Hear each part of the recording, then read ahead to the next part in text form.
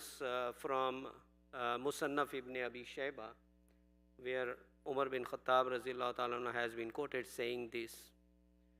He used to say, I dislike seeing a person, inni la akrahu an ara rajul sabhalala, the person who is sabhalala, which means a person who is idle, like lazy, or whose life is purposeless.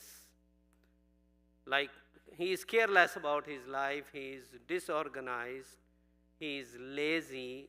All these words, we can say for this Arabic word, sabhalala. And then he says, la fi amali dunya wa la fi amali akhir. He is not active in his work of his dunya, and neither a work for his akhirah. And many of us live this way of life, or some live because, well, I don't need to do anything, I have enough money, or I am well supported, and they just live like this. The life is purposeless. They wake up in the morning, they just go as the time goes, or something comes up, they take care, they have no planning for the day, and then of course no planning for the week, no planning for the month, and no planning for the year. When you don't have any plan for the day, you have no plan for your whole year, and then that's the way the life goes. This needs to be changed. And the people who are active, still we have to look at how much time of my life is getting wasted, because we might still say, well, I am very active and I work day and night. Maybe it is a hard work, but life is not organized. And if we organize it, we can get best out of it. So he is concerned about this. He doesn't want any Muslim, Umar bin Khattab Razillahu Ta'ala doesn't want any Muslim being like that. No struggle for dunya and no struggle for akhirah. And the reason I am mentioning this, because if we want to change our life, or if we want to make any improvement, this is the best time. And why it is best time? Why? Ramadan is coming. Because if you are just doing your obligatory duty, the Ramadan will organize your life. You have to wake up early to do your suhoor. And you start thinking about your akhirah. There is too much you're going to listen, hear, and you will see Muslim around you working day and night, and then trying to please Allah subhanahu wa ta'ala, getting best out of that month.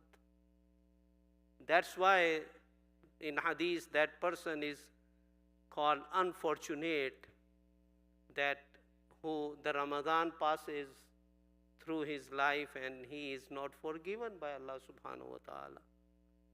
So this is the time we have to look at our life. We see where there is a need of improvement. We have to organize. We wake up late and this is our habit. We have to change that and make our intention that this is how I'm going to continue after Ramadan. A vigilant believer, these days, he is not only thinking about Ramadan, he is thinking beyond Ramadan, that how I'm going to continue after this.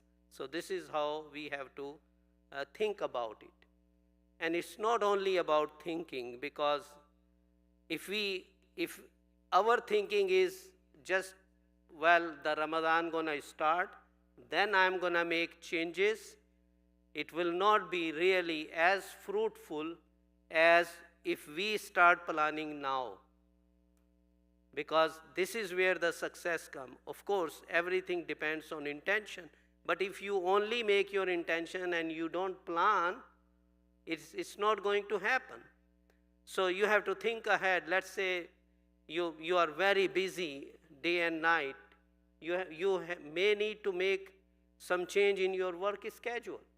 Maybe you have to make it ahead of time, because once it is start, you may not be able to change depending on the nature of what you do. Sometimes you have to make 2 weeks prior, a month prior. So we have to make those changes. Remember, we come across this ayah again and again. Inna Allah la yughayyiru ma biqawmin hatta yughayyiru ma bi anfusihim. Allah subhanahu wa ta'ala does not change the condition of the people of the nation who do not change by themselves. What does that mean? That we have to take steps. So we really want to make sure, and it is important, no one knows, no one is guaranteed that we'll be living for next Ramadan. So take the best out of it, and this is the time, few days left, that we plan how our schedule will be, what will be our times of sleeping, what are the times we're going to wake up. Okay, I'm waking up early, I'm making fajr, and then after that what I'm going to do. Everything gets organized, and then we have to, follow that. And this is a struggle in this dunya and also for akhirah. So a believer is active in both ways, for working for his dunya, because believers working for dunya is also a part of his ibadah. You are earning, you are studying, you have a goal as a believer, and this is also a part of ibadah. So these are very powerful, strong word. Umar bin Khattab saying that he disliked to see the person like that, and we should not be among those. There is so much we can emphasize on that, but it's the only thing is we will get the benefit when we start thinking in that direction. I make dua to Allah subhanahu wa ta'ala that Allah helps us. Allah should not make among those that He dislikes.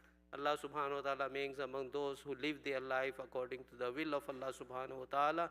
And Allah helps us to get best out of this month of Ramadan. Allahumma ballighna Ramadan.